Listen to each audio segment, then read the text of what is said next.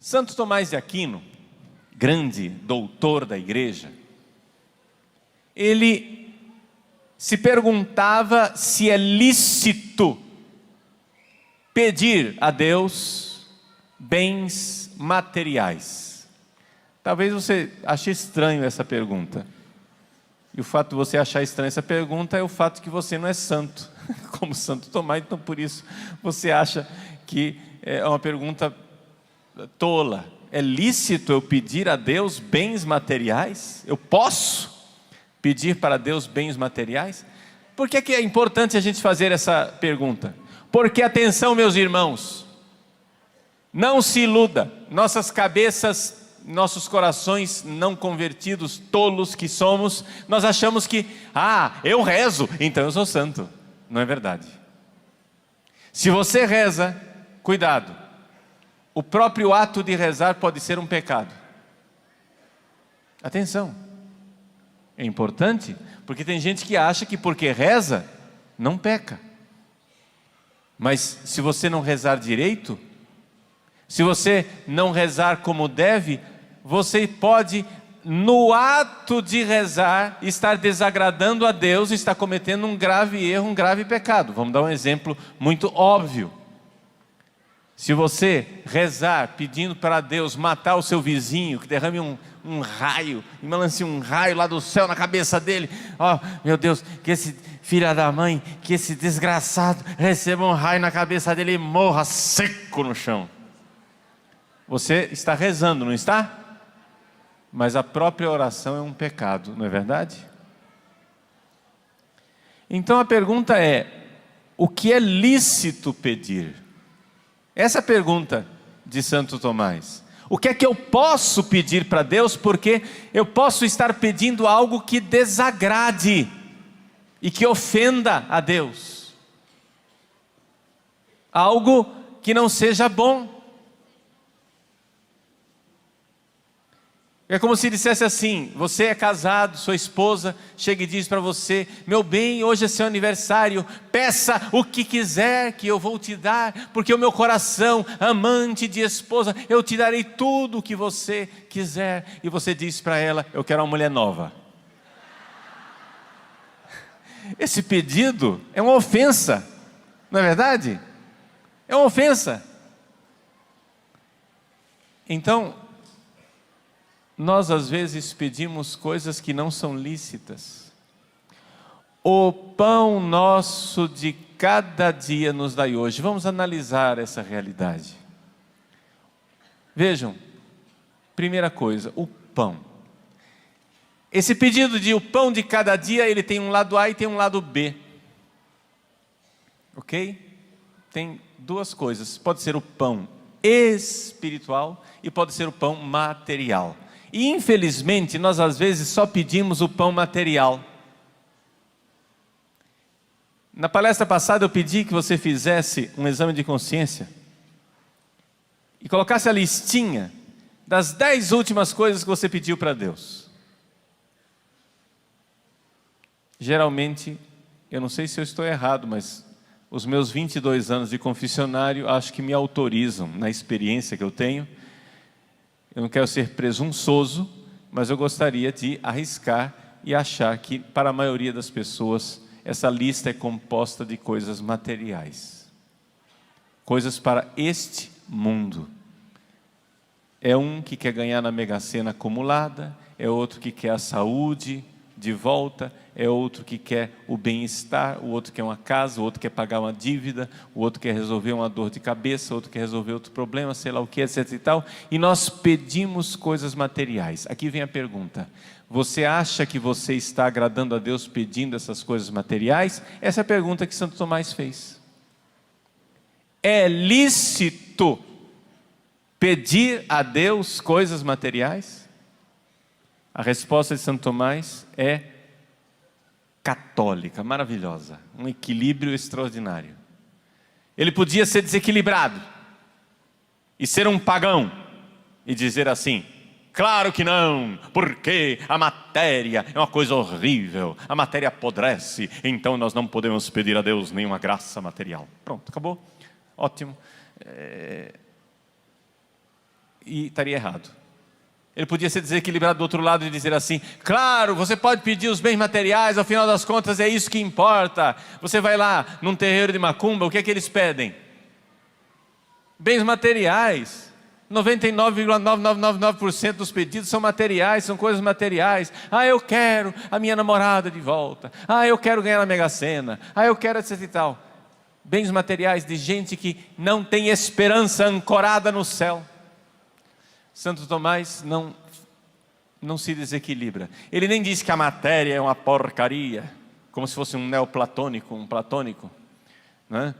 Que a matéria, não posso pedir nada material, e nem diz que eu tenho que pedir tudo que é material, porque a felicidade está no material. Ele diz o seguinte: você pode pedir os bens materiais se eles forem necessários para a sua salvação. É uma condição. Se for necessário para a sua salvação, peça. Se não, não peça. Ou melhor, peça, mas ponha uma cláusula. Meu Deus, eu quero ganhar na Mega Sena acumulada, mas se isso for me ajudar a ir para o céu, se isso for me levar para o inferno, Senhor, arranca essa Mega Sena de mim. Arranca, tira. Afasta de mim, Senhor. Porque muitas vezes nós estamos pedindo a Deus uma faca para nos ferir. Gente, nós temos que entender a nossa pouca sabedoria. Nós somos como uma criança pequenina. A criança às vezes pede coisas absurdas para o pai e para a mãe, não é verdade? E o pai, exatamente porque ama, tem que dizer não. Um moleque de 11 anos que pede para o seu pai bilionário: eu quero uma Ferrari. O pai, uma Ferrari para o pai dele é uma gorjeta, tá? Comprar uma Ferrari não faz nem ele sentir cócegas. Ele tem tanto dinheiro que ele podia dar para o filho uma frota de Ferraris. Mas se esse pai ama esse filho, ele não vai dar. Porque não é questão de dinheiro, é questão de amor. Como diz aquela música do Martim Valverde, Graças Pai, ele diz, ele agradece a Deus pelas vezes, por aquilo que Deus negou. Obrigado, Pai, graças, Pai, por aquilo que negaste, por aquilo que disseste não, porque Deus, quando diz não à sua oração, é porque Ele ama você. E porque você está pedindo aquilo que lhe parece bom, mas na verdade é mal. Eu dei o exemplo, antes de nós irmos para o intervalo, eu dei o exemplo daquela senhora intercessora que disse para mim: padre, eu estou pedindo por uma amiga minha que está correndo risco, a perna dela está gangrenando, a perna vai ser amputada, eu estou pedindo pela restauração dessa perna. Padre, eu não posso chegar e dizer assim, Senhor, se for da vossa vontade. Não, eu peço com determinação, eu peço porque tem que ser, porque é isso que é o bom, a perna tem que ser restaurada. E eu disse: minha filha, é melhor entrar no reino dos céus com uma perna só do que com duas e ir para o inferno. E a frase é uma adaptação, mas ela é praticamente de Jesus, você se lembra do Evangelho. Ou seja, o que importa é a nossa esperança que está ancorada no céu. Então nós queremos a salvação eterna. Mas a pergunta é, nós queremos a salvação eterna? Então você está vendo como analisar a sua oração, fazer um exame de consciência sobre a sua oração, coloca em questionamento toda a sua esperança. O que é que você realmente está esperando? Quando você coloca toda a sua esperança aqui neste mundo, você está colocando a sua esperança num navio que vai afundar. Qual é a sua esperança? É mais ou menos como, a comparação é mais ou menos como o Titanic que vai afundar, e as pessoas que estavam no baile estão lá esperando a próxima música. Ou seja, a orquestra está tocando, música é coisa boa, maravilhosa. A orquestra está tocando e está todo mundo, mais uma, mais uma, mais uma, mais uma. A orquestra diz, não, o navio está afundando. Para de ser desmancha prazer, nós queremos mais uma. O navio está afundando, gente. Existe algo mais importante do que aquilo que você está pedindo. Nós às vezes, por falta de verdadeira esperança cristã, somos como animais que têm uma viseira, assim, tapas, que estão impedindo que a gente veja. Corações ao alto, eleva o teu olhar para o alto, lá onde está a nossa esperança. Por isso a nossa oração deve ser elevada. Primeira coisa, devemos dar glória a Deus. Depois devemos pedir a nossa salvação. Depois devemos pedir que a vontade de Deus se realize na nossa vida. E aí pedirmos os meios para realizar essa vontade. Os bens materiais são meios necessários, mas sempre condicional, se for para a nossa salvação. Então, como eu disse, o pão nosso de cada dia nos dai hoje tem um lado A e um lado B. O lado A, o principal, é o pão espiritual. Você já pediu a Deus que nunca nos falte a Eucaristia? Você anda rezando pelas vocações sacerdotais, porque sem sacerdotes nós não teremos Eucaristia, sem Eucaristia não teremos o pão sacramental, não teremos os sacramentos, não teremos as graças para viver a vida. Você pede o pão de cada dia. Você pede a fidelidade dos pregadores da palavra de Deus para que eles realmente preguem a palavra de Deus e não uma contrafação, não uma coisa, um embuste, não um engano, mas preguem a autêntica palavra de Deus, o pão de cada dia. O que seria de nós se todos os pregadores da face da terra começassem a pregar suas palavras, suas ideias e não a palavra de Deus? O pão de cada dia, peça a Deus. Mas você vai chegar e dizer assim, mas padre, pera lá, agora o senhor se contradisse. Não, pera lá, agora não. O senhor disse que não adianta querer mudar a vontade de Deus, porque a vontade de Deus é boa, a vontade de Deus é ótima, portanto na oração eu não devo querer mudar a vontade de Deus, eu que tenho que mudar a minha vontade, seja feita a vossa vontade. Ora, se eu vou fazer a vontade de Deus, se eu vou fazer aquilo que Deus quer, então por que é que agora eu vou ficar pedindo coisas se Deus já está querendo? Deus já está querendo, eu vou pedir o quê? Deus já quer. Então não adianta pedir, não adianta rezar, não adianta falar, porque Ele já vai fazer o que Ele quer. Não, gente. Santo Tomás, mais uma vez, resolve nosso problema. Santo Tomás diz assim: quando Deus, na sua infinita e misericordiosa providência, dispôs aquilo que iria acontecer, Ele não dispôs somente o que vai acontecer, Ele dispõe também os meios através dos quais Ele quer que isso aconteça. Portanto, se Ele quer salvar uma pessoa, Ele também dispõe os meios. Por exemplo, Deus, na sua infinita misericórdia, dispôs que Ele queria salvar Santo Agostinho, mas dispôs também os meios. Ele queria salvar Santo Agostinho pela oração de Santa Mônica, para que Santa Mônica pedisse, para que Santa Mônica implorasse, para que Santa Mônica suplicasse a salvação, que Deus tivesse misericórdia e salvasse seu filho.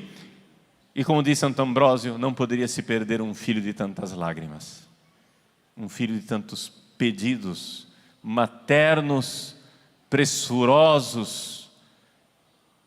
Meus irmãos, Deus quer fazer a sua vontade, mas Deus não faz a sua vontade sozinho. Ele quer que a sua vontade seja feita e Ele quer nos associar na feitura da sua vontade, na realização da sua vontade. Você reza porque Deus quer dar, mas Ele quer que você peça. Por quê? Porque pedindo você se liga a Ele, porque pedindo você está fazendo com que o seu coração entre em sintonia com o coração de Deus, porque pedindo você está realmente entrando na dinâmica espiritual de se conformar com aquilo que Ele quer, sintonizar com aquilo que Ele quer. Meus irmãos, que coisa linda. Deus quer o nosso amor, por exemplo. Deus quer o nosso amor. Não sei se vocês se lembram, na palestra passada, na pregação anterior, eu fiz uma comparação, a comparação da criança no ventre da mãe. Vamos retomar essa comparação. Deus, quando nós somos batizados, ou quando saímos do confessionário, porque pecamos mortalmente, Deus restaura a nossa vida, sobrenatural. Deus nos dá um organismo sobrenatural.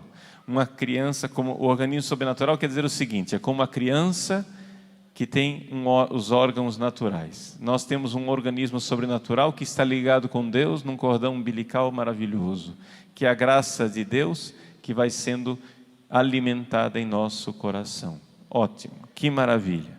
A amizade com Deus faz isso. A gente está unido a Ele. Então, quer dizer que quando eu acabei de ser batizado, ou quando eu saí do confessionário, Deus já infundiu em nosso coração, por exemplo, a virtude da caridade. Você quer amar a Deus de todo o coração, com toda a sua alma, com todo o seu entendimento? Diz amém. Então você quer ser santo, você quer amar a Deus de verdade? Muito bem. Esta caridade, se você está em estado de graça, em amizade com Deus, você já tem esta caridade no seu coração. Já está aí. Mas se você não tem, atenção, se você não está em estado de graça,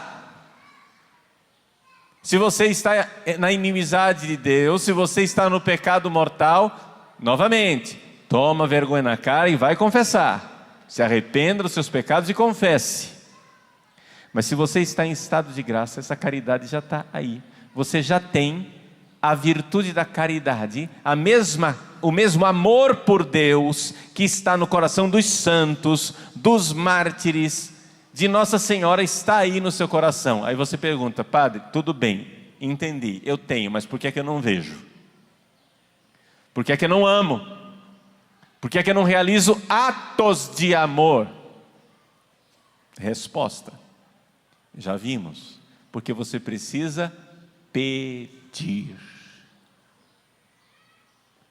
Peça o pão espiritual das graças divinas. Peça a Ele. Você precisa de um ato divino que pegue essa caridade que está aí e faça virar realidade. Então você precisa na sua oração dizer, meu Deus, eu não quero somente dizer que eu vos amo com os meus lábios, eu quero dizer que eu vos amo com a minha vida.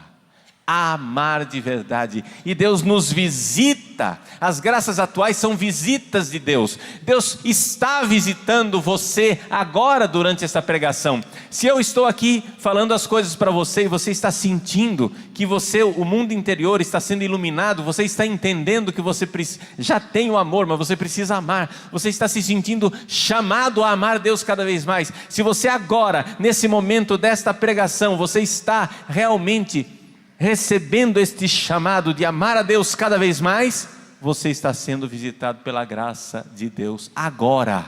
É a graça atual, está acontecendo. Deus nos visita em graças atuais. Isso é fruto da oração da igreja. É Nossa Senhora que reza, são os santos que rezam, são as pessoas do mundo inteiro que rezam e você recebe a graça. Então agora vai e reza você também para que outros recebam a graça. Vamos viver a nossa vida de oração para que a gente vá recebendo graça sobre graça e vá crescendo, e esse organismo espiritual possa crescer até a plenitude de Cristo, até a estatura de nosso Senhor, e nós possamos amá-lo e amá-lo verdadeiramente. A graça de Deus está aí na sua vida. E aqui que vem uma coisa importante. Muitas vezes pode acontecer que a graça de Deus que visita você seja uma tribulação. Aqui é que vem o problema.